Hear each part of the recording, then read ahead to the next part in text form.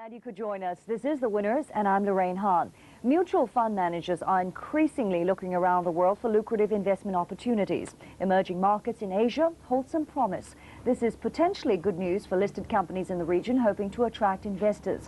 But what companies have to do in order to appeal to fund managers? Today's expert has some advice. Mr. Paul Dietrich is the editor of the Reuters Asian Source Stock Book. It is a bi-monthly publication on investment strategies and stock picking techniques.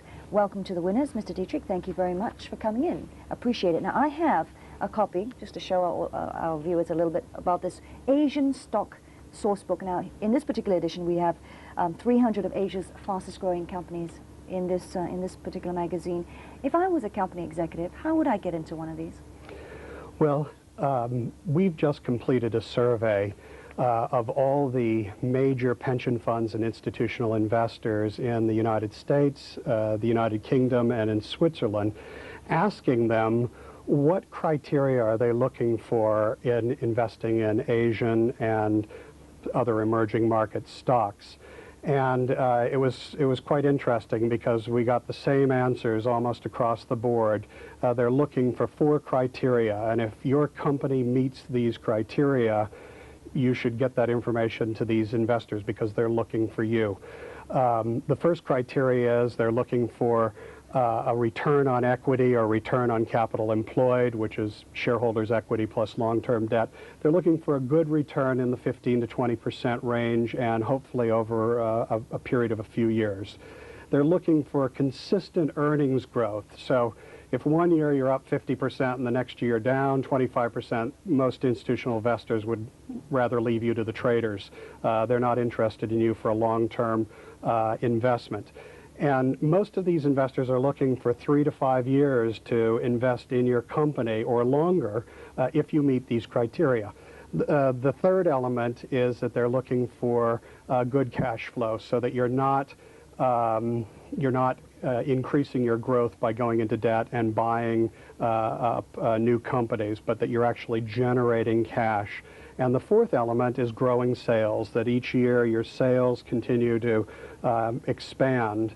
And those seem to be the 4 criteria, with return on equity being the major element. Was there any one of them that stood out more than the rest? Yeah, the return on equity and the return on capital employed. One of the problems that institutional investors who are located in England or in Switzerland or the United States is that they want to make sure that management is looking out after all the shareholders. And that's very difficult. You might not be able to visit the plants. People tell you things and you don't know whether to believe them.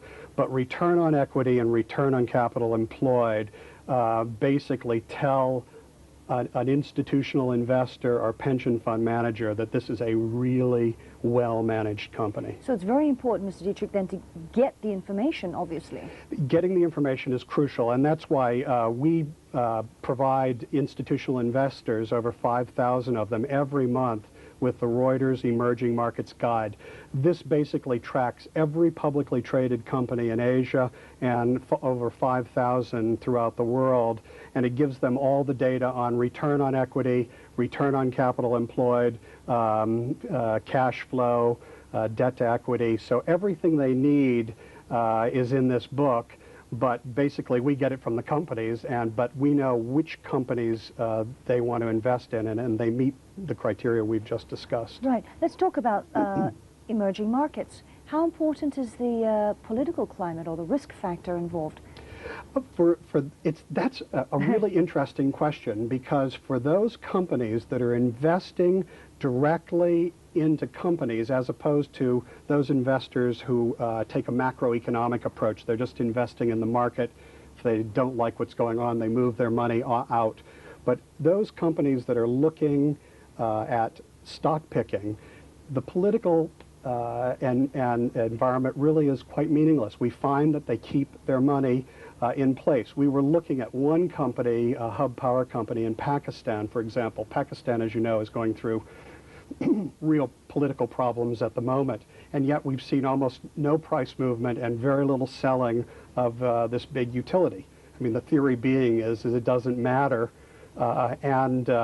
if the Hong Kong economy is good or bad and you're invested in a company that basically exports, say, to the United States, who cares what's happening economically? It's not going to stop people from buying from that company. So if they're looking at investing in a particular company, the external factors really are not too much of a problem. They will stay with it for 3 to 5 years, so long as they keep those 4 criteria that we talked about. Of course, we saw that in Tiananmen Square in Beijing when it happened, business as usual, despite the political hiccups. Very quickly, Mr. Dietrich, does stock picking differ from here in Asia versus the United States?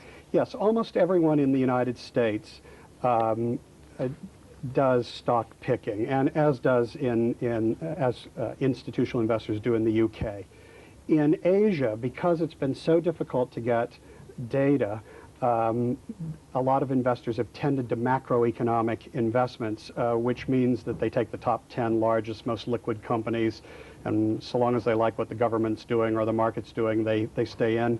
Otherwise, they get out. Right. But we've seen a trend, and it is moving very quickly in Asia, the trend of stock picking versus macroeconomic investing, and everywhere except Hong Kong. Right, interesting. Mr. Dietrich, run out of time, but thank you very much for coming in. Appreciate it. I've been speaking with Paul Dietrich. He's editor of Reuters' Asian Source Stockbook.